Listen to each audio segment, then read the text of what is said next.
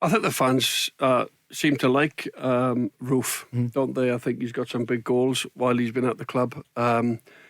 Itzan, I like Itzan as well. He's more of a target man. He's more of a focal point for them who can hold it up. And then the likes of a Rebo and Kent, if Kent's coming in from that left hand side, he can fire it into Itzan, who's got a decent touch, can play him. Players getting in and around him.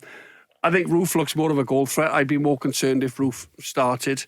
But as I said, I think Rangers will certainly have to defend better than what they did at the weekend, and particularly Bassey and Goldson for the first two goals against anyway. Although McGregor made that howler, which is so uncharacteristic from him for Ross County's first goal when he spilled it out of his hands. I've not seen him do that in 10 years, no. Alan McGregor. So for the second goal, it was poor defending. Then for the equaliser, they failed to clear the corner. So they'll be aware of that. I think they'll know. And Celtic, for me, will... Celtic get a lot of overlaps. They get a lot of balls in the box from sort of the Rangers goal line, if you like. What happens is if the full-backs really steam on Juranovic and Taylor, and then they get overlaps, and that's how they get the way to pass, and they can either fire it across the face of the goal or they tend to dink it to the back stick. And the one good thing, if Giakoumakis plays, they know they can get the ball in the box and they've got that physical presence in there. I'm not quite sure who will.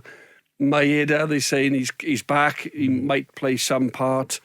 Me and Kenny were talking off air. It might be too much to start him. The long flight. He only played 20 minutes today, so it's not that. But he did play this morning. Celtic will fly out of the traps. They'll get the ball to Jota. They'll get the ball to either Forrest or Abada, and they'll go for it in the first 10 minutes. Rangers will have to be aware of that. To deal with that early sort of press. And Celtic press high. That's how they play. That high intensity.